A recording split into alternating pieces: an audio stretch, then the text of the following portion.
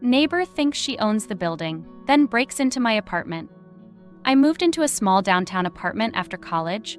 Since all I could afford with my entry-level marketing job was a small 2-bedroom space, I decided to find a roommate online to even out the rent. I met a lot of strange people on that site, but in the end, I found the ideal roommate. Her name was Molly, and she was a quiet, artsy type who kept to herself. We were on different schedules, so we rarely bumped into each other around the apartment, and when we did, it was just to have quick small talk. Everything was shaping up to be fine until one day, out of the blue, I arrived home to find Molly packing a duffel bag in her room. She told me she accepted a job offer and would be moving across the country. She was getting on a flight that night, and she had already found a sublet to take over her part of the lease for the rest of the year. I was sad to see her go, but we exchanged contact information and went our separate ways. To be honest, I wasn't too bothered about having to live with a stranger. I only had a few months left on the lease, and this sublet seemed nice enough. Sarah was in her mid-20s and worked in HR for a big company in town. She told me that she was just looking for a cheap place to hunker down and save some money. She was also upfront that she would be working from home most of the time because her company had recently switched to a remote model, which suited me just fine. That was how she ended up working in the living room on a Monday morning, the first Monday after being there. I had already left for the day, and I didn't come home until after 5 p.m., so I didn't catch sight of her. I went into the apartment and called a quick hello. Sarah returned the greeting, and I went into my bedroom and shut the door. An hour later, I was sitting at my desk when I heard Sarah on a Zoom call. I realized she evidently had no regard for my stuff. She was setting up on my desk, using my chair and my laptop, and taking down some notes on a pad that I had left out. Annoyed, I got up and tried to take my stuff back, trying to do my best to be quiet because she was still on her call, but she noticed what I was doing and started frowning at me. It was clear through the glass that she was upset, and I thought she was going to whisper for me to leave her stuff alone. Instead, she gestured for me to sit on her bed and rolled her eyes. Conversation got awkward as I let her use my stuff and party in my bedroom. I shrugged and left the room, heading down the hall to her room and gently knocked. It sounded like a quiet room and she was on speaker, so I just called from outside, "Hey, I'm stepping out. Have a good day." She laughed and said, "What are you doing stepping?" As I shut my front door and headed to the lobby, I heard her around and end the call, and I just tried to focus on my work. I thought Sarah would relocate back to her own room once her call ended, but she stayed, starting to browse the internet and stream music on the laptop. It was such an unusual and bold move that I didn't know how to respond, so I went to the back of the room and reached for a book on my nightstand, hopefully communicating that I wanted to come in and grab something. But she paid me no mind, and I sighed, trying to leave the room, but she stopped me. She waved for me to type something on her laptop, and I tilted my head, so she giggled and typed. Heading out again, I raised my hand and said I was going to her room. After a moment, she smirked and wrote on her laptop, "What are you up to?" I said I planned to lie down and call a friend, and she finally smiled and left the room, stretching out and shutting the door to the living room. The illusion of having at least a mental space was gone, but I shrugged on her bed and started scrolling on my phone. I was way too close to the door, so I jumped when the knob turned again. Sarah popped in, definitely startled at how close I was to the door, but my bed too. I thought she was about to kick me out of her room. Or maybe she was somehow actually upset I was in here, but instead she eagerly came over to where I was sitting and pointed at the bed. She jotted on her notepad, asking if she wanted to come inside her room, as if I had no room of my own. I blinked and shook my head, and she insisted. Finally, I got up and went to open the door. To my room, of course. She stepped out of the way and seemed satisfied when I did. Then she waved to me and closed the door on my own room like she was shutting the door to an office. It was so rude and strange it left me speechless, so I just walked down the hall to my bedroom and lay on the bed. I spent the afternoon reading and texting with my friend, and when 5 p.m. came around, I emerged from my room to see Sarah standing in the kitchen. She was making a cup of coffee, and I hesitated for a second, expecting her to acknowledge me and say something. But she didn't. She simply poured the coffee and went back to the living room, resuming her post at my set table when she left her room. So I got it. She expected me to mind my business. I went right back to my room and left her alone. After a few hours, she emerged and started cleaning, so I finally asked her if she was hungry for dinner, and she shook her head and held up her phone. She wrote a note that she was calling her parents and going to bed soon. Then she pointed to my room and made a head motion, basically telling me to get in my room and stay there. I frowned, but luckily she was mostly done with cleaning, so I just ate my dinner and caught up on a show while she went through the evening, doing whatever she was up to in the living room. The rest of the days after that followed a similar pattern. Sarah spent the whole workday basically in my room, and unless it was absolutely necessary to leave and do something, she didn't act like she lived there otherwise. I stayed away most of the time, walking to and from the living room, where she had an array of snacks, and watched TV when she wasn't working. When I was around her and in my own room, she would let me hang out with her, but sometimes she would motion to my door with angry eyes and to her room, clearly telling me she expected me to stay in my own room. I avoided her enough that first week, but as the weekend approached and she was anywhere else while I was trying to cook, I had to get out of my comfort zone and interact with this new roommate. I let her know my friends were visiting and we wanted to hang out in the living room. She was in the middle of a call. After she read my questions, she hung up and typed, "It's going to be a quiet evening, right?" I nodded, and she kept pointing at me. She pointed at my dishes and I said I was done and ready to wash them, and she shook her head and gestured for me to go to my room and relax. I hesitated, but she seemed insistent, so I left and deposited myself in my room. After a few minutes, Sarah followed and brought in another chair, ultimately encouraging me to sit across from her and chat. It was a huge improvement from how she acted around me the first time she practically forced me into my room while she was still out and about in the apartment. So I suppose I could try a little to hang out with her. I only stayed with Sarah for that week that was around for the rest of the summer. So remember that she seemed suddenly upset, although sulking was kind of her typical facial expression, so it was hard to tell if she was just in a new mood or if something actually upset her. Mostly she just sighed a lot and played on her phone until I left the room. I remained in my room, playing games and shooting the breeze with my friend while Sarah sat across ignoring me. So yet again, it felt odd to be encouraged to be in a certain space while she made it clear she was not content with my presence. All of it was odd, really, but I missed earlier Sarah who was actually willing to be in the same physical space as me. I still thought about moving out, but I looked into breaking the lease. I didn't have any good reason, and I just thought paying to continue living with her was a better choice than losing a couple of months' rent fees by breaking the lease. Anyway, just a few days after we talked in her room, I came out of my room to find her sitting and watching a show. I raised my eyebrows, clearly pointing out that the television was right in her room. She just looked at me and I shrugged and joined her on the couch.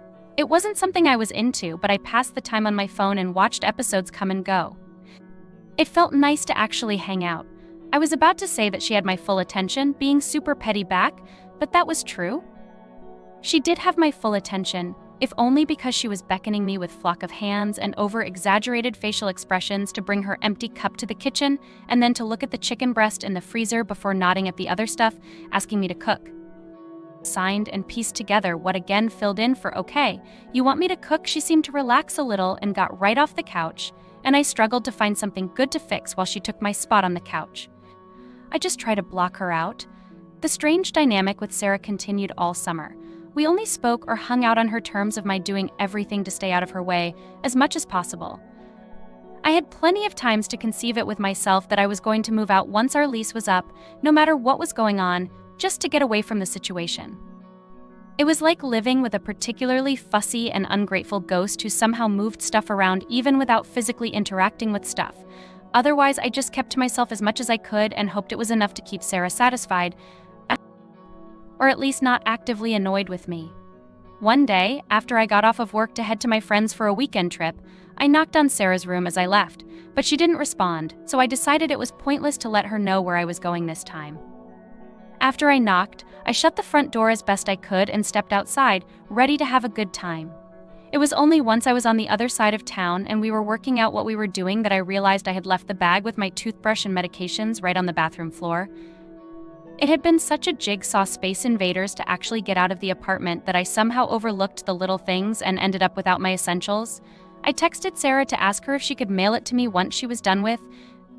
If a week passed and she didn't contact me at all or decide to send me the back, it was like I never sent the message, so I debated for a long time what I was doing, not contacting her because of how frustrated I was. But I didn't want to lose my stuff, so I eventually called her. She picked up on the other ring and sounded a little confused, so I hurried to explain who I was, talking so fast I was just a steaming sentence, really. Her confusion didn't change after I finally explained as best I could, and she did the most cringe-inducing thing to let me know she knew who I was. She made sure she had the right person she was speaking to and absolutely did by saying our address, and I almost had a stroke before she said my name. It wasn't until I heard her put an unopened letter from the front desk I gave as my return address that I calmed down and I thought I was ready to ask what was going on earlier. But instead, I just mumbled out a thank you, and she was gone. I knew when I was beat. I was relieved when the package arrived a few days later, and I tried to act friendly and chipper while talking to Sarah, hoping to soothe any ruffled feathers after we had such an odd, tense phone call. She certainly seemed like she was going to play it cool at first, even reverting to past behaviors and sleeping in the living room in the days after she mailed out my pack. But she just stayed out of my way, so I didn't actually mind. However, I ultimately learned we weren't on good terms, if only because I left out the bedroom door not all the way. On a half-hour call, I watched her sit on the couch across from my room and eating leftovers, occasionally hopping on the phone or streaming some trendy show. I wasn't paying attention to any of it, so I didn't even know she was doing anything really, but just having her around was enough to make me feel uncomfortable. I started to question if I was taking it too personally that she was basically locking me into my room. But unlike earlier in the year when I tiptoed around trying to mind my business, this time I felt like she was being rude and I didn't want to be the one who just went into my room while she was doing on the couch what she had done on my own bed, instead of doing what she was actually able to do in her own room. I told myself there was no harm in it, so I walked up to where she was and jotted on my notepad what was up, and she faced away toward the TV with slouched shoulders but cracked a smile. She snatched my notepad and replied with a brief knock at the door, and pointing at it, I said that I was stepping out and she motioned for me to leave and pointed at the empty spot at her feet and time-takingly gestured for me to come over and lean in toward her back. Then she turned around and covered my mouth with her hand, clearly trying not to laugh. It was so weird and uncomfortable that I wished I could tick or something silly instead of acting like she had truly upset me. Sarah was confused, but eventually nodded and pointed with her free hand at the room, giving me the message that she just wanted to mess with me. I swallowed as she took off her other hand from my mouth, and she underlined that I was basically begging her to make me upset and stressed. I asked why she was mad, and she just jotted how she about me, and I messed with her. But it wasn't even that. Then she pointed with her eyes at the couch and shrugged, which I understood perfectly as her giving me consent to actually do something to her stuff. So I smiled and flicked off the TV. She groaned and covered her eyes, letting me pass back so I could retreat to my own room. Of course, you can guess that once she got a call, Sarah strolled down the hall to me and barely judged it and gave me the dirtiest look. She went into her room and slammed the door shut like how I treated her was so incredibly bizarre and unprecedented. She wrote on her notepad and asked, "What was that for?" I did my best to stay steady and spoke my mind, saying that was exactly how I felt, and I was getting the idea that I did the worst thing in the world when I really disrespected her. I never would have expected her to walk on me and do what she did, and to be honest, it was absolutely uncalled for, and I was rude back to show her how rude it was. She pointed at the door and I left the apartment, and we didn't talk for the rest of the lease or see each other besides the occasional nod. I didn't have her help me move out and left the place on sketchy terms since I wasn't sure if I had to pay or whatever. But eventually, I got my deposit back, so here we are, and I can't help but wonder if she just wanted to live alone and I was just an inconvenience puppet. And who knows are in a rotating account. I have this one friend who comes up with wild conspiracy theories, and she's been going on and on that I must have been living in my own room all summer, that I made up a sublet to pay less, or they were just pretending to work there, or they just spent all day, every day in the same place with me not really there. And I'm not going to say I 100% believe her, but I can't get the idea out of my head. I have no way of proving either way what is true, and I certainly don't want to call her up to ask her. So whatever the truth is, me and my friend are living together now. She's 4 months late on something, so I will have to at least contact her. But until then, I'm just going to pretend that didn't happen, whether she was just trying to give me space by ignoring me, or whether I was just living alone with the lights off. Even though I don't think it makes a difference, at least I have an answer as to why Sarah acted the way she did. It refuses to change anything I've done or do now that I'm back home. And I say that's worth it. Update 1. Although I left the story thinking I was going to pretend that I just didn't give a note to my subletter, Bernie actually commented. Apparently they met once when I didn't mean it to be a meet and greet situation, but I didn't brief her properly. I offhandedly said my friend was staying with me for a while, and Sarah took that and ran with it, thinking my friend was either also my subletter and she was living in Molly's space, or that my friend was also living 6 upside down. She kept them as misconceptions, choosing to wait until we were living together again and staying silent, because as far as she knew, Sarah never thought I actually left. She just mistook who was staying in the spare room. Except then I mentioned my subletter was way late on something and Bernie followed up with, "Hey, your subletter was actually a real estate agent." She got into a huge fight with the landlord and the other tenants and literally sued them. She could have won more with a better lawyer or a real court, but it was such a dramatic, terrible case for the side of reasons, and this was part of it. I haven't gotten a chance to contact my real subletter, as again, I don't know where she is and I have no way to contact her. But I'm worried that little lawyer comment burpees me.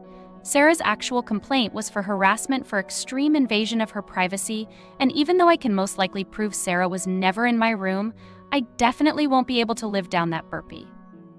I peed on my stuffer that I put things in her dishwasher, completely unrelated. I never did that.